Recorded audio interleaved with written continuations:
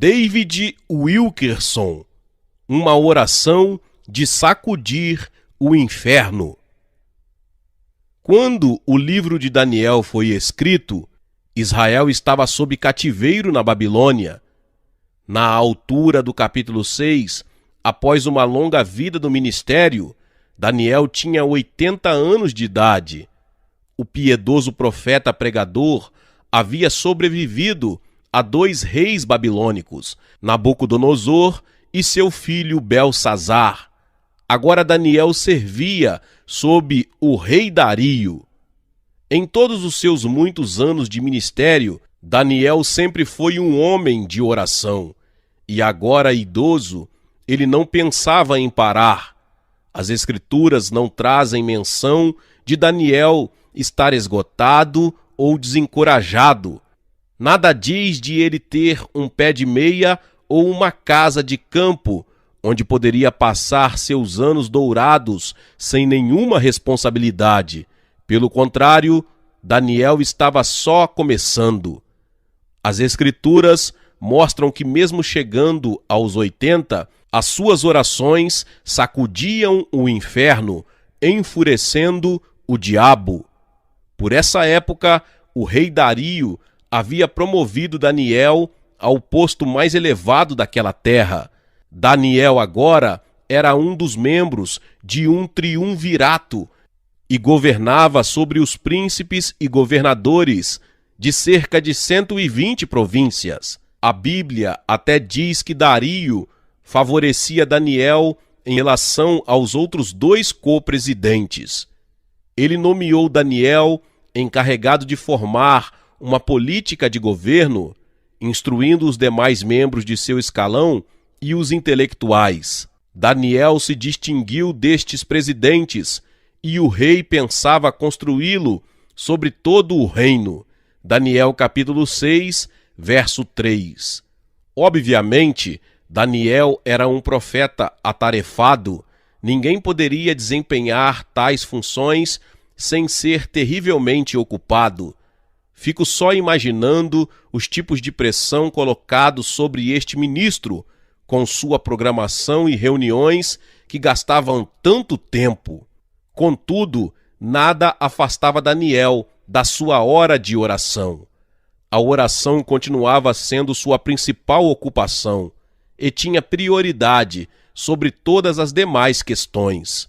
Em resumo, Daniel nunca estava ocupado demais para orar. 3 vezes por dia dava uma saída de suas obrigações, de suas apreensões, das coisas que exigiam sua atenção como líder, para gastar tempo com o Senhor. Daniel não tinha de consultar outros líderes de sucesso para aprender como cumprir o seu chamado, não tinha de assistir cursos para aprender como ministrar as multidões sob seu cuidado. Daniel recebia toda a sabedoria, orientação, mensagens e profecias enquanto estava ajoelhado. Creio que Daniel é um exemplo para nós da importância de ter o ministério de oração nos tempos de crise. Vemos isso em seus primeiros anos sob o governo de Nabucodonosor. Certa época, o rei teve um sonho perturbador que o deixou desnorteado, confuso e assombrado. Ele suplicou que seus videntes que lhe explicassem o sonho, mas ninguém conseguiu. Isso enfureceu Nabucodonosor e ele disse à corte: "Vocês só me trazem palavras tolas e vazias, ficam enrolando, tentando ganhar tempo, mas quero a verdade, quero respostas aos meus anseios mais profundos." Finalmente, decretou que todos os videntes fossem mortos, os astrólogos, os feiticeiros, os magos, até os sábios, incluindo o jovem Daniel e seus 3 piedosos companheiros. Quando Daniel soube da sentença de morte, fez uma reunião com os 3 amigos. Você pode ter certeza de que a reunião não foi para congraçamento ou estudar opiniões ou motivar os outros judeus a trazerem planos de sobrevivência. Não! Daniel e seus jovens hebreus sabiam que teriam de ouvir diretamente do Senhor. Então se ajoelharam e clamaram por sua misericórdia e revelação. Que incrível prece Daniel ofereceu a Deus! Seja bendito o nome de Deus para todo o sempre, porque dele é a sabedoria e força. É ele quem muda os tempos e as horas, remove reis e estabelece reis. Ele dá sabedoria aos sábios e conhecimento aos entendidos. Ele revela o profundo e o escondido, conhece o que está em trevas, e com ele mora a luz. Daniel capítulo 2, versos 20 ao 22. Nesta época, a igreja do Velho Testamento tinha chegado à sua pior fase. O povo de Deus tinha perdido o cântico, o louvor fora silenciado e agora estava sendo espiritualmente arrastado pela correnteza. A tremenda prosperidade de Babilônia tinha se agarrado ao coração de muitos, e certamente Satanás se alegrara com a situação de Israel. E então, para piorar, motivou Nabucodonosor a lançar a sentença de morte contra Daniel. Agora todos os israelitas, sob cativeiro, estavam olhando para Daniel. O futuro deles dependia da relação dele com Deus. E ficavam pensando: será que Deus ainda fala com as pessoas? Será que alguém é capaz de fazer a leitura dos tempos e saber o que está acontecendo? Quem pode discernir os segredos do Senhor? Daniel sabia exatamente o que estava ocorrendo e poderia ter agido de inúmeras maneiras. Ele poderia ter organizado uma grande marcha à capital para pedir justiça aos judeus. Mas veja, o mundo e o inferno não se impressionam com multidões, números, demonstrações, e não são impactados por megas igrejas com seus edifícios majestosos e um enorme hall de membros. Não se agitam por causa de jovens ministros brilhantes e letrados que fazem pesquisas perguntando que tópicos você gostaria que evitemos nos sermões, como devemos lhes acomodar para que você venha à igreja. Não, a única maneira de impactar este mundo é através de uma palavra que revele o pecado e exponha o coração. O mundo necessita ouvir a verdade pura do Espírito Santo, que golpeie os espertos e responda ao clamor do coração em dúvida. Creio que o rei Nabucodonosor é o retrato da humanidade moderna que clama: tenho poder e influência, tenho todos os bens materiais que poderia desejar, mas mesmo assim não possuo paz. Faço perguntas e preciso de respostas. E vocês que dizem falar por Deus, ou seja, intelectuais, os partidários do ritualismo, até as pessoas do povo, se vocês não conseguirem responder ao meu coração, então não têm o direito de existirem. Não há propósito para vocês, são inúteis para a sociedade. Estive em Dallas recentemente e visitei uma congregação dita igreja comunitária. O culto foi tão informal que ficou irreverente ao extremo. As pessoas ficavam bebendo refrigerantes e mastigando biscoitos, enquanto as crianças corriam como loucas. O culto começou com uma brincadeira cômica sobre como comprar um carro. A seguir, a equipe de louvor entoou umas músicas ambíguas, canções de amor que se pode cantar para a namorada. Finalmente, o pastor, com doutorado em teologia, entrou com uma pequena tira de papel nas mãos, contendo toda a mensagem. Falou 10 minutos sobre como gostar do emprego. Este ministério tinha se iniciado através de uma pesquisa na vizinhança que perguntava o que as pessoas gostariam de ter na igreja. Como resultado, os cultos foram planejados para terem uma natureza totalmente desprovida de confrontações. Porém, olhando o entorno pela congregação, via homens e mulheres que obviamente tinham problemas profundos que precisavam de respostas. Os adolescentes se mostravam enfadados, meu coração se partiu por estas pessoas, todos ali precisavam de uma palavra dos céus, contudo só recebiam palha. Por quê? Porque os homens do púlpito estavam sendo evasivos, porque haviam perdido o contato com Deus. Quando este país vir o escrito de julgamento na parede, o povo gritará pedindo líderes que orem. Quando o dedo de julgamento de Deus ficar claro para este país, as pessoas vão deixar de procurar pregadores da prosperidade que vivem dizendo está tudo indo bem. Pelo contrário, elas vão reagir como os israelitas, ou seja, buscarão pessoas como Daniel, pessoas piedosas que saibam fazer a leitura dos tempos. Em Daniel capítulo 5, Belsazar, filho de Nabucodonosor, ocupava o trono. Este rei pagão promoveu um enorme banquete para 1000 de seus governantes.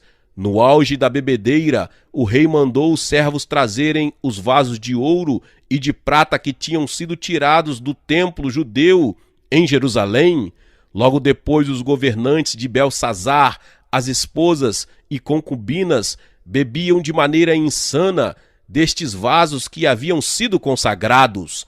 De repente, de modo sobrenatural, os dedos da mão de um homem aparecem durante o banquete e começam a escrever uma mensagem na parede. Era um aviso de que o julgamento estava às portas. As escrituras dizem: então se mudou o semblante do rei e os seus pensamentos o turbaram. As juntas dos seus lombos se relaxaram e os seus joelhos bateram um no outro.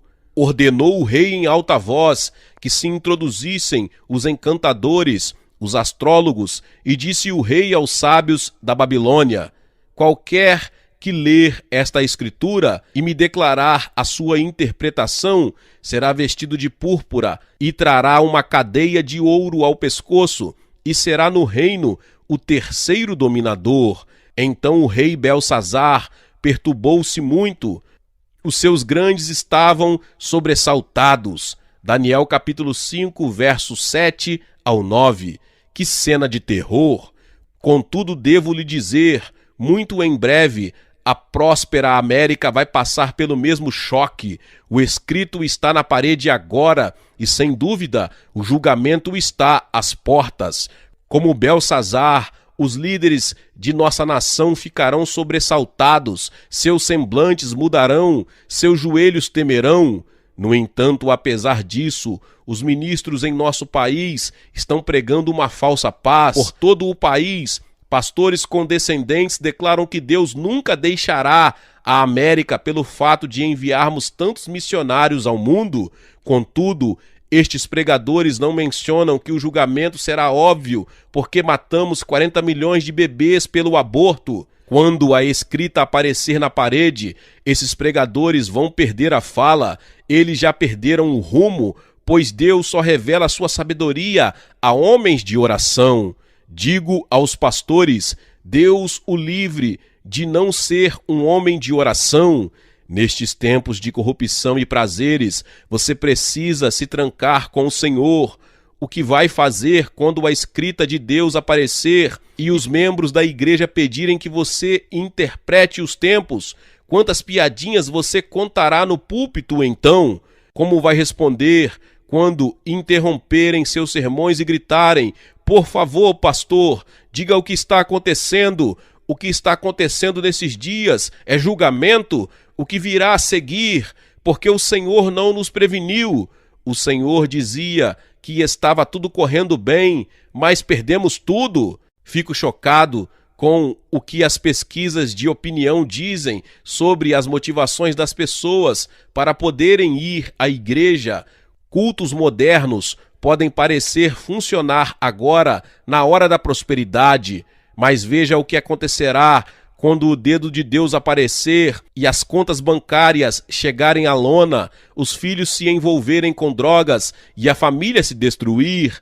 As ovelhas não vão querer ouvir pregações melosas, vão desejar a verdade pura e cristalina.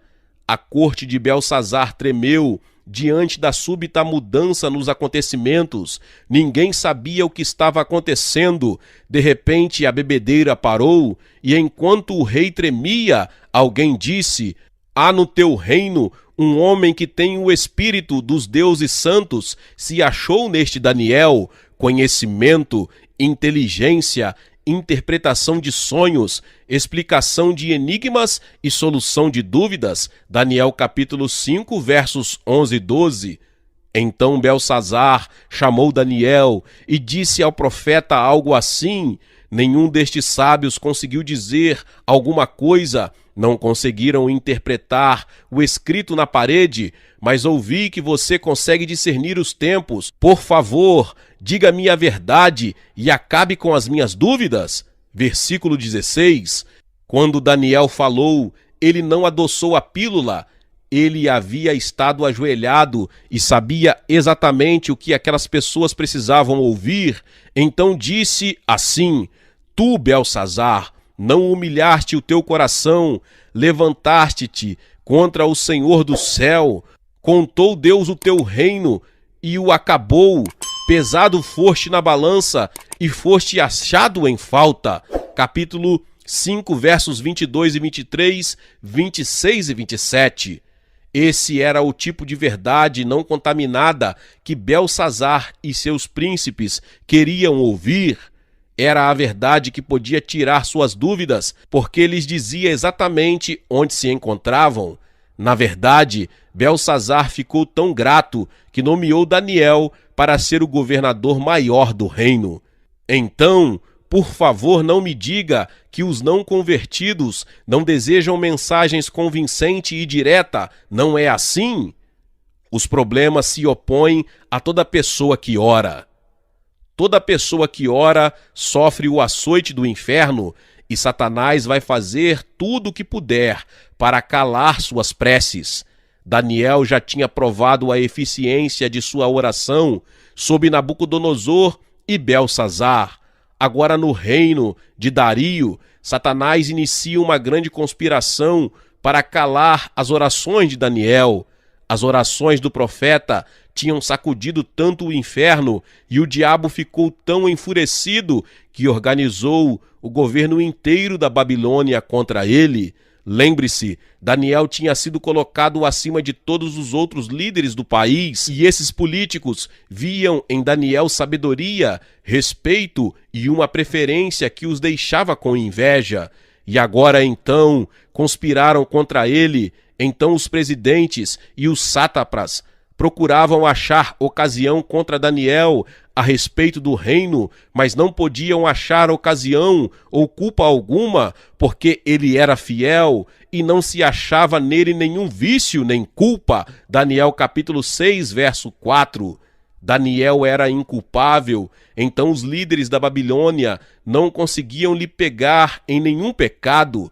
Finalmente concluíram que a única maneira de chegar ao profeta seria através do caminhar que ele tinha com Deus. Disseram: nunca acharemos ocasião alguma contra este Daniel, se não a procurarmos contra ele na lei do seu Deus.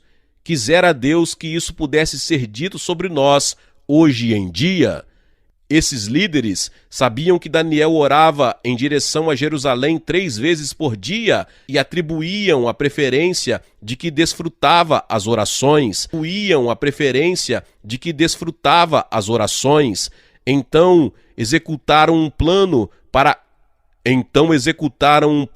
acabar. Os co-presidentes procuravam lhe envolver em negócios importantes do governo para que não tivesse tempo de orar.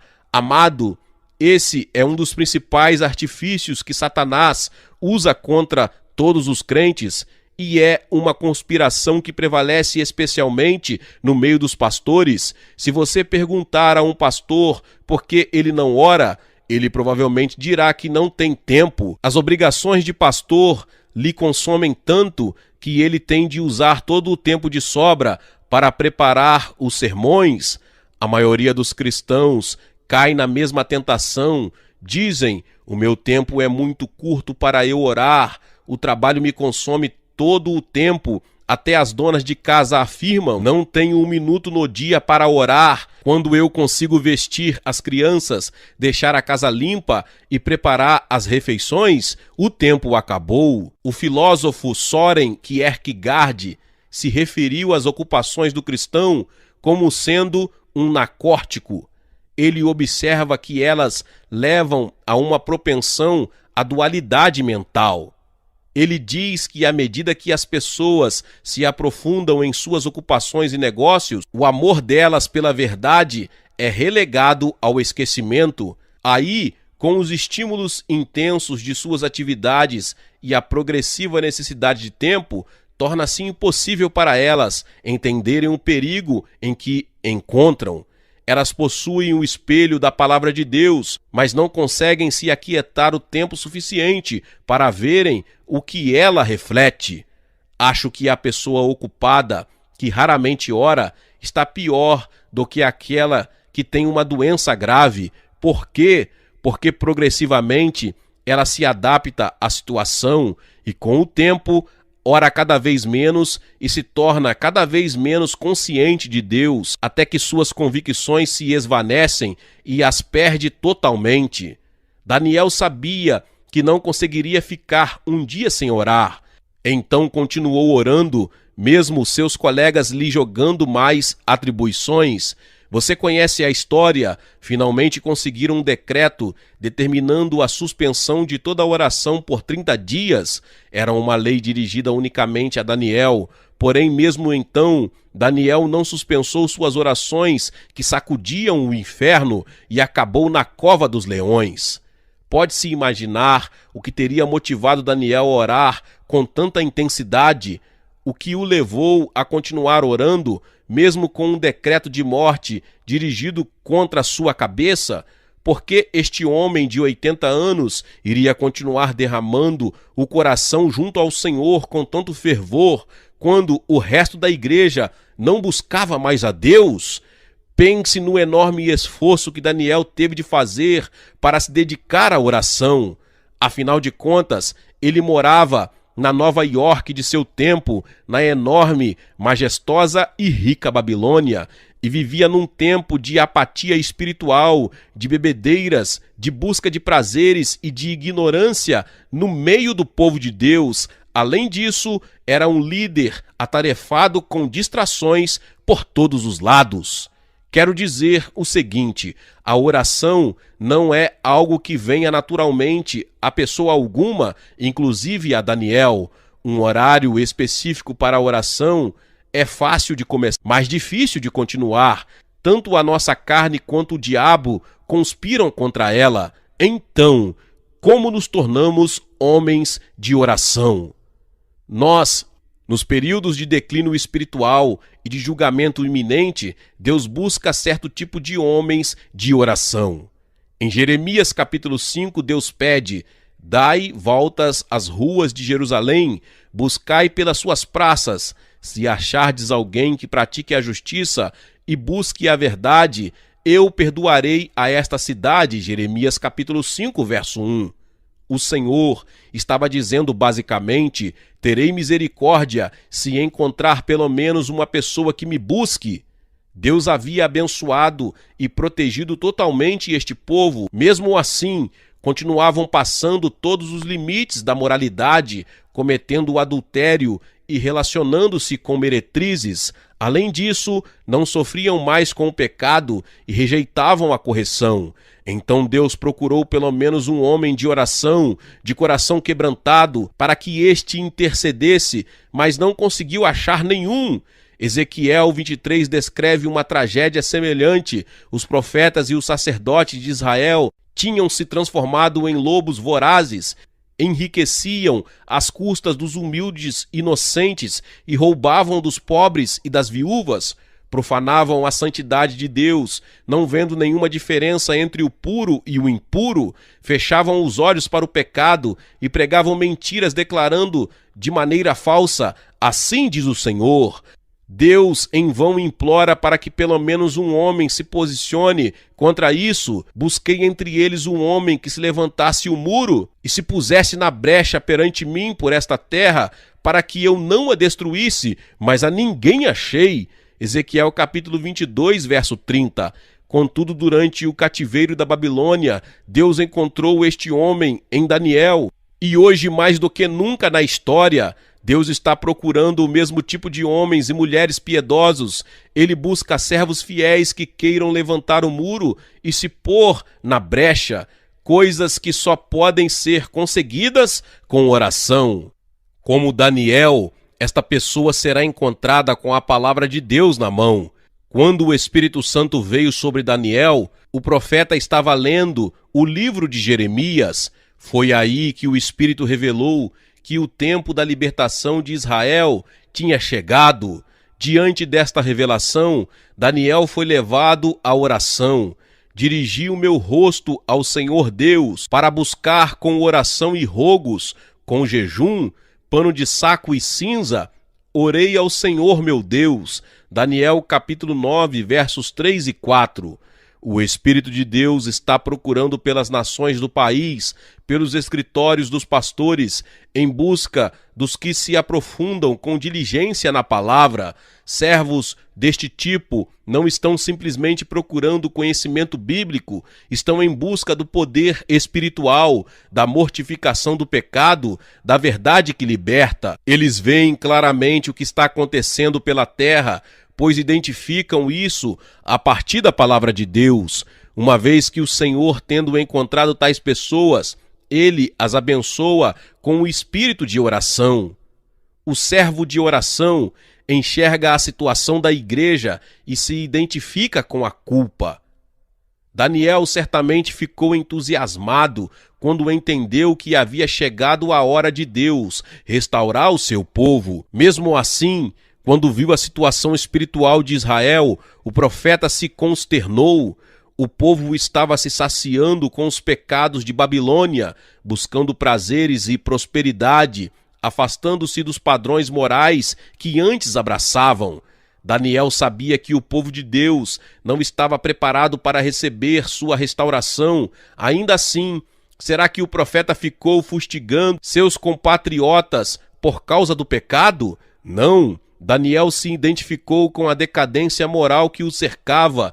Ele declara: pecamos e cometemos iniquidade, a nós pertence a confusão do rosto, porque pecamos contra ti. Daniel capítulo 9, versos 5 e 8. Creio que o mesmo sucede com a Igreja de Jesus dos dias de hoje. Não estamos em condições de responder ao desejo que Deus tem de realizar uma grande obra de reavivamento em nós. Tal como Israel, ficamos contaminados pelos pecados de nossa sociedade corrupta. Veja isso: uma lei na Califórnia torna obrigatório que a igreja primária ensine que o homossexualismo é um estilo de vida alternativo permitido. A bebedeira se disseminou das faculdades para os cursos de segundo e de primeiro grau, e a internet se transformou numa super estrada para a pornografia. Há quase 30 anos atrás, previ em meu livro A Visão que uma caixa eletrônica trazia formas vis de pornografia para dentro de nossos lares, o videocassete. Hoje, 90% das atividades na internet envolvem pornografia. Em resumo, vivemos numa Babilônia moderna e, tragicamente, os cristãos adotaram o estilo cheio de pecado da sociedade. O nosso ministério sempre recebe cartas de esposas de cristãos dizendo: eu sentia meu esposo se afastando de mim, eu não sabia o porquê. Aí abri a porta de seu escritório e o peguei olhando com lascívia a pornografia da internet. Os jovens, em particular, são presa fácil para a sedução de Satanás. Multidões de jovens cristãos estão baixando o arquivo de música pecaminosa pelo site da Napster. Sei de uma mãe cristã que entrou num curso de informática para descobrir o que o filho adolescente estava baixando. Quando entrou nos arquivos do computador, ficou horrorizada. Eram músicas do assassino Charles Manson, músicas falando de matar policiais, músicas falando de morte, suicídio e todo tipo de promiscuidade sexual. Deus deseja intensamente abençoar o seu povo nestes dias. Contudo, se nossas mentes estão poluídas pelo espírito deste mundo, não estaremos em condições de receber suas bênçãos. Daniel fez uma declaração forte: todo aquele mal nos sobreveio. Apesar disso, não suplicamos a face do Senhor, nosso Deus, para nos converter-nos das nossas iniquidades e para nos aplicar-nos à tua verdade. Por isso, o Senhor vigiou sobre o mal e o trouxe sobre nós. Daniel capítulo 9, versos 13 e 14. Daniel estava dizendo: vimos a degradação da nossa terra e vimos nossos pastores buscando seus próprios interesses, toda a sociedade correndo para a destruição. Mesmo assim, não voltamos para a oração. Se pelo menos orássemos, Deus nos teria tirado do pecado. Ele, inclusive, ficou aguardando nossa reação, fazendo promessas gloriosas para nos libertar. Mas nós não demos tempo para ele. Pelo contrário, fomos nos desviando cada vez mais dele, nos saciando nos pecados da sociedade ímpia. É por isso que seu julgamento caiu sobre nós. Você pode perguntar: qual é a oração que sacode o inferno? É aquela que vem do servo fiel e aplicado, que vê seu país e sua igreja caindo cada vez mais no pecado. Ele se dobra sobre os joelhos, chorando: Senhor, não quero ser parte do que está acontecendo. Permita que eu seja um exemplo do teu poder salvador no meio deste século corrupto. Não me importa se ninguém mais ora, eu vou orar. Daniel concluiu dizendo: estando eu ainda falando na oração, o homem Gabriel me instruiu e me disse: Daniel, agora vim para fazer-te entender o sentido. És muito amado. Daniel 9, 21 ao 23. Onde está o povo de oração na casa de Deus hoje? Onde estão os pastores fiéis que buscam o Senhor dia e noite? São esses que receberão a instrução e o entendimento, porque são muitos amados. Tal como Daniel, estes servos se identificam com os pecados da nação e da igreja e o confessam, e clamam em humildade: ó Senhor, mostre onde me desviei, onde sou achado em falta, e me ajude a enfrentar e a tratar disso. Custe o que custar, Deus, faça com que eu continue ajoelhado. Desejo ardentemente te ver restaurando tua igreja. Glória a Deus! Que palavra poderosa!